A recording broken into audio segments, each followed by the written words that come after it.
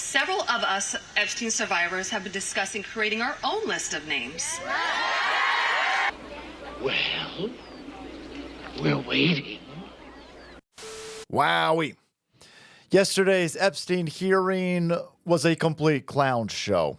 Everybody involved right now is suspect. The whole lot of you, the Democrats, the Republicans, everybody is now suspect because I'm absolutely convinced that nobody wants anything actually released where we start arresting people who traffic children. This is now turned into a political show, and both sides are taking advantage of this while protecting people in high positions of power and enterprise that are probably eating children and worse.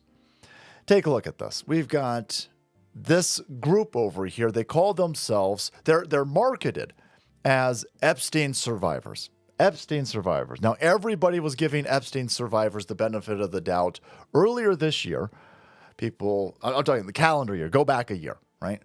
And they came out there and like, we want these files released. And I was like, I'm with you. I want these files released too. Let's roll. Let's roll.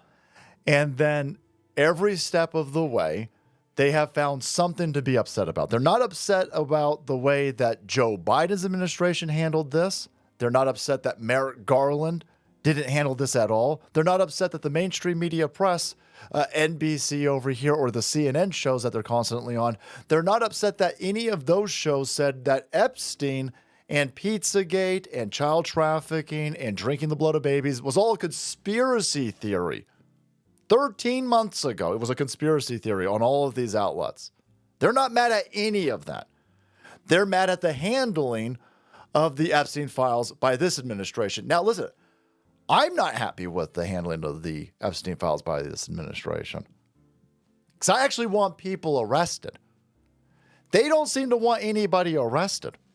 And people are starting to notice this as they continue to go out there and make more and more ads. They continue to go on more and more shows. They keep telling you that they're upset. Oh my God, this is the big talking point yesterday. You guys released all of these files. You guys released 1 million files and you didn't redact their names. They're on these television shows. They're not worried about their names being out there. They're out there campaigning and politicking. And wait till I show you the deep dive on some of these individuals over here. Everything's sketchy. Everything's sketchy. Everybody's got, they put together their own list of names. For over a year now, they put together a list of their own names. They won't read it to anybody. Elon Musk came out and he said, if you get sued by any of these people on that list, I'll pay for your defense. You risk nothing monetarily. And you gained the chance of arresting people who trafficked you, but you still won't read the names. Marjorie Taylor Greene. I'm done being lied to. I'm going to read the names on the floor. They keep saying, we're going to read the names on the floor. She ain't even on the floor anymore. She's not even in Congress anymore. I'm going to read the names. I'm going to read the names. I'm going to read the names. I got a set of names. What's happening here is that we've got a group of individuals that have been curated by people who were at the Epstein Island, and they're using this as a political cudgel in order to have this administration, who's doing a horrible job, by the way. I'm not out there saying that this administration is doing an awful job getting this information out, but it's way more information than anybody else has gotten out. And these people are crapping on it as a way to get people to turn away from this administration, to lose support for this administration, to dog this administration, potentially have them lose the midterms, at which point the Democrats, who pay for all of these individuals to do this, they're going to scuttle this. You will never hear about the Epstein files after, if Donald Trump and the Republicans lose the midterms, he's going to be impeached forever. Nothing's going to get done. And you'll never hear from these people again. And you'll never hear about the Epstein files after this. Yeah. We'll go right back into censorship mode. Censorship mode. Everything going to be locked down. Now, listen, if you're concerned about censorship as much as I am, and you're worried about them turning off your banking because you don't believe the official narrative when it comes to satanic pedophiles, well, check out today's sponsor, Rumble Wallet.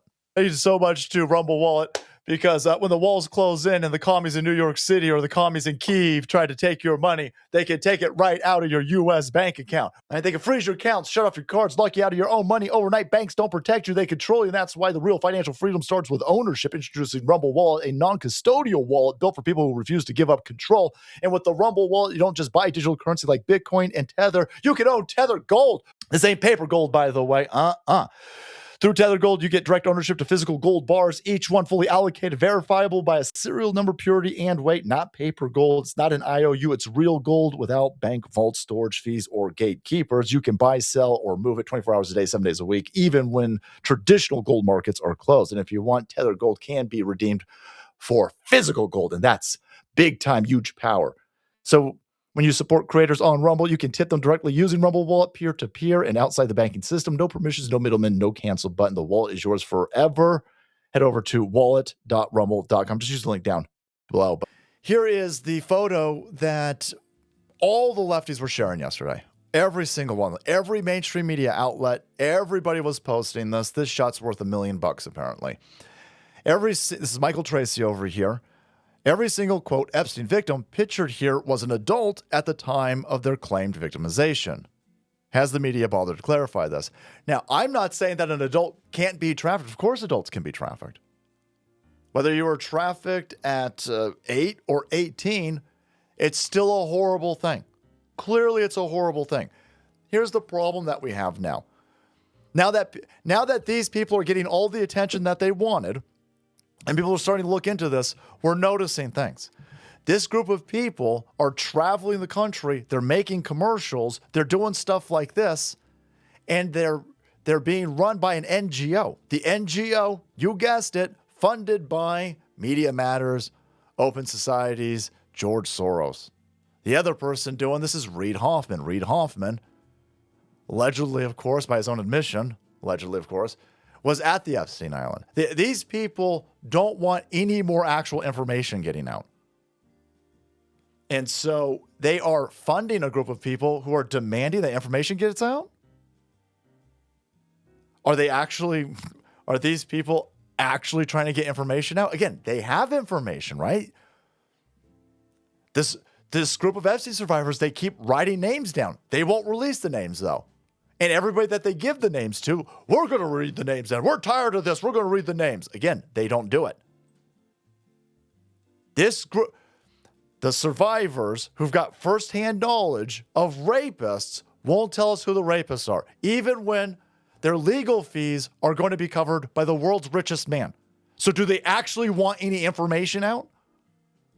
I would suggest that their behavior tells me probably not. Let's look into some of these people, by the way. So here's the shot. Oh, she won't look at the survivors back there. Epstein survivors. So now you're thinking Epstein survivors. So they were children who were trafficked at that island. Small children who were trafficked at that island.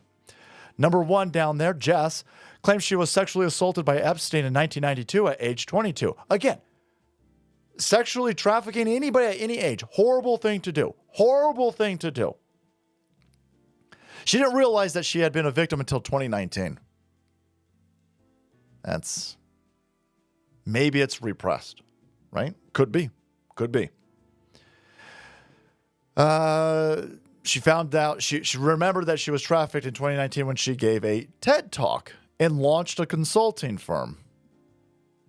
Okay. Well, listen, maybe it's therapy through building. I would hope so. Number two, again, all of their names are out there. They were upset their names were unredacted in the files, but then they went out there and under their own names. Okay. Teresa over here claims she was groomed and trafficked by Epstein and Maxwell in 2002 at age 22. But she didn't realize that she had been a victim until, you guessed it, 2019. Sounds like something happened in 2019. Sure, it's a coincidence, guys. Liz, number three, claims to have encountered Epstein and Maxwell in 1994, age 21, but did not realize that she had been trafficked until 2019. This is weird. The entire creation of this is you can't question, you can't criticize, don't even look into it. They get unmitigated positive press because they're Epstein survivors. But the minute you go, What happened in 2019? It's almost like an NGO went out there and tried to find people associated with the Epstein Island and then said, listen, we could, maybe do a little bit more business if you tell everybody that you were trafficked. This island, in Epstein's first conviction, there was a problem with the witnesses because a lot of the witnesses, again, they were prostitutes. They were drug addict. I don't know anything about these women, but in the first conviction, there were drug addict prostitutes, and the prosecution was concerned about the quality of the witnesses because people were going to the island willingly as prostitutes. I'm not saying that these people were. I'm just saying this is a thing. The 6 and 7 over here, they were never even at the island.